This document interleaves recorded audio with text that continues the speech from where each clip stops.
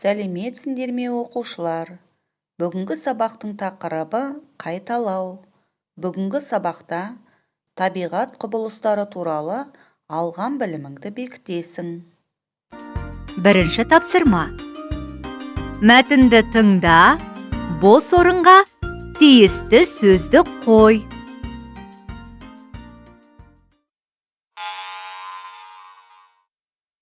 Ертең Семейде күн ашық болады. Сынап бағанасы күндіз плюс 18 градусты көрсетеді. Түнде сәл суық болады. Ауа температурасы плюс 4 градусты көрсетеді. Жаңбыр жаумайды. Өскеменде күн бұлтты. Сынап бағанасы плюс 15 градус. Солтүстіктен аздаған жел соғады. Жаңбыр жаумайды. Түнде плюс 13 градус жылы болады.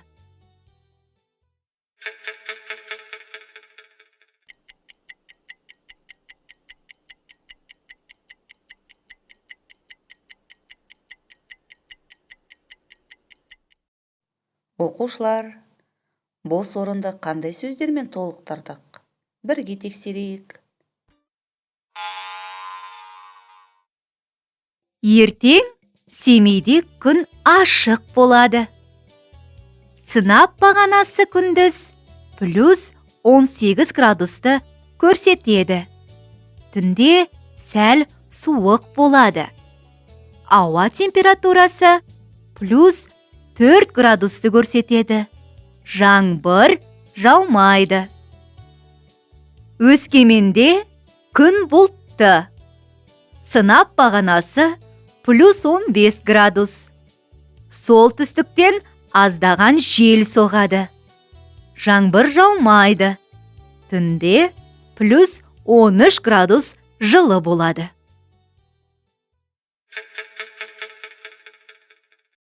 Екінші тапсырма. Күн райы қандай? Бос орынға сәйкес сөзді тауып оқы. Оқушылар, жұмыстарыңа сәттілік тілеймін.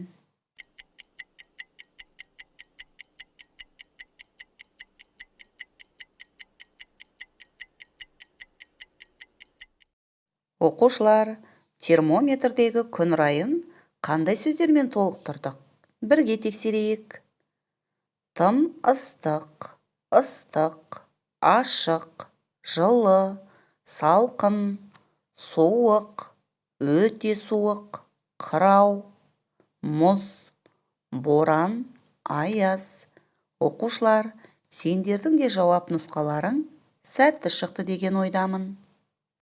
Үшінші тапсырма. А нұсқасы. Сөйлем құрап жаз.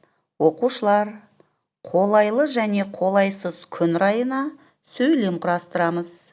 Іске сәт.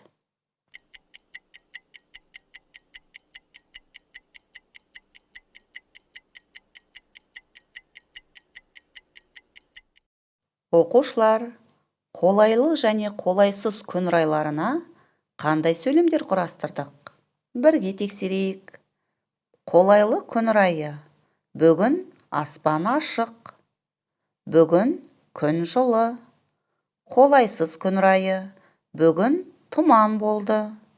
Бүгін күн күркіреді. Оқушылар, сендердің де құрастырған сөйлемдерің сәтті шықты деген ойдамын. Үшінші тапсырма. Ә нұсқасы. Кейін, шейін, дейін, бері сөздерін қолданып, сөйлем құра. Үлгі. Жаңбырдан кейін кемпірқосақ шықты. Кешке шейін алаңда ойнадым. Оқушылар, үлгіге қарап, сөйлем құрастырамыз. Іске сәт.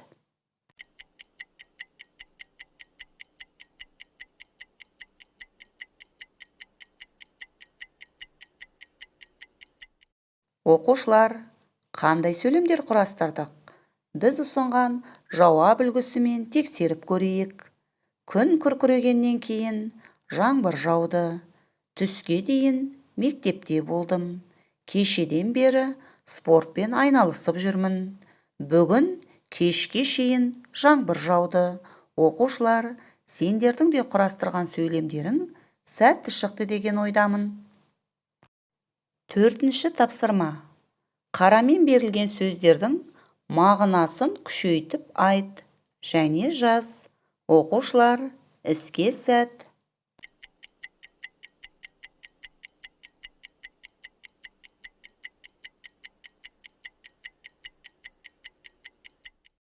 Оқушылар, қарамен берілген сөздердің мағынасын қалай күшейтіп жаздық? Бірге тексерейік. Мен әдемі кемпір қосақты көрдім. Мен әп-әдемі кемпір қосақты көрдім. Кешке күн ашық болды. Кешке күн ап-ашық болды. Биыл жаз суық болды. Биыл жаз сұп-суық болды. Салқын жаңбыр жауып өтті. Сап-салқын жаңбыр жауып өтті. Оқушылар, сендердің де тапсырманы сәтті орындап шыққандарыңа сенімдімін. 5-ші тапсырма. А нұсқасы. Сөздерді дәптеріңе толықтырып жаз. Оқушылар, іске сәт.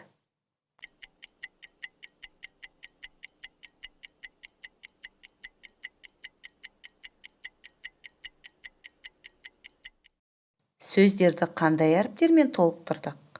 Бірге тексерейік.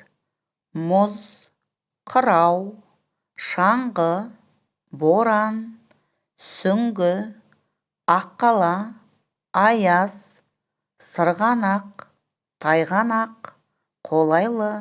Оқушылар, сендердің де тапсырманы сәтті орындап шыққандарыңа сенімдімін. Сонымен оқушылар, бүгінгі сабақтан не үйрендік?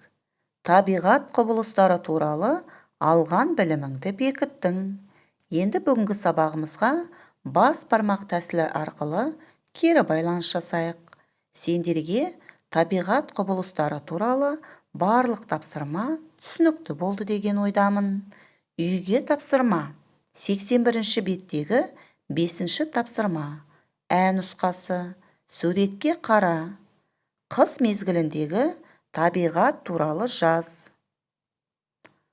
Оқушылар, осымен бүгінгі сабағымыз аяқталды. Сау болыңдар.